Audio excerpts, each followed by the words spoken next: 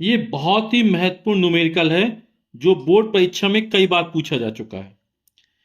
नीचे दिए गए चित्र में ज्ञात कीजिए तुल्य प्रतिरोध, परिपथ में धारा और 3 ओम प्रतिरोध वाले चालक के सिरों का विभवांतर। तो इस परिपथ को अपन गौर से देखेंगे तो यहां से धारा चलेगी, यहां पर आकर दो भागों में बढ़ जाएगी, है ना। इस प्रतिरोध के पहले पहले सिरे एक साथ जुड़े हैं और दूसरे दूसरे एक साथ जुड़े हैं। यानी 2 ओम और 2 ओम के जो प्रतिरोध है वो कैसे हैं, समांतर क्रम में। तो पहले इनका तुल्य प्रतिरोध निकाल लेते हैं। तो समांतर क्रम में तुल्य प्रतिरोध का सूत्र क्या होता है, 1/r बराबर होता है 1/r1 प्लस 1/r2। यही होता है।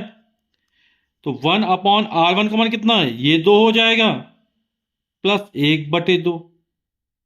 आधा आधा एक, या लघुत्तम लेंगे 2 आ जाएगा, अंश में कितना हो जाएगा 1 प्लस 1, यानी 2/2, है ना। 1/r बराबर, तो 2/2 यानी कि 1। तो आर एक का मार, तो आर बराबर कितना निकल आएगा, 1 ओम। अब यहां पर इन दोनों प्रतिरोधों के स्थान पर 1 ओम का एक प्रतिरोध लगेगा।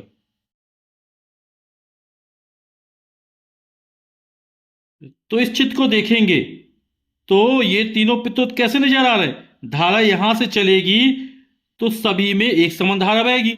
यानी तीनों प्रतिरोध श्रेणी क्रम में जुड़े हैं। श्रेणी क्रम में जुड़े प्रतिरोधों में बहने वाली धारा कैसी होती है, एक समान होती है। तो तुल्य प्रतिरोध आर डैश मान लिया, तो आर डैश वाला क्या हो जाएगा, R1 plus R2 plus R3 होता है। यानी इन सभी प्रतिरोधों को जोड़ देंगे।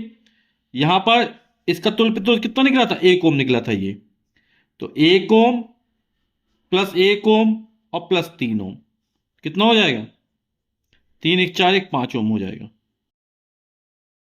तो परिपथ का तुल्य प्रतिरोध हो जाएगा 5 ओम। अब हमें परिपथ में प्रवाहित धारा ज्ञात करनी है। और प्रवाहित धारा आई वाला कितना होता है, V/R। यहां पर तुल्य प्रतिरोध कितना, R डैश हो गया। V का मान हमको 10 वोल्ट दिया गया है और परिपथ का तुल्य प्रतिरोध 5 ओम निकला है। 10/5 यानी 2 एम्पियर की धारा प्रवाहित होगी। फिर कह रहा 3 ओम प्रतिरोध वाले चालक के सिरों का विभवांतर। तो इसमें प्रवाहित धारा कितनी निकली है, 2 एम्पियर निकली है। प्रतिरोध 3 दिया है, तो विभवांतर V बराबर IR। आई का मान 2 और R का मान 3, 2 3 6। तो कितना विभवांतर हो जाएगा, 6 वोल्ट का विभवांतर हो जाएगा। विभवांतर V बराबर हो जाएगा IR।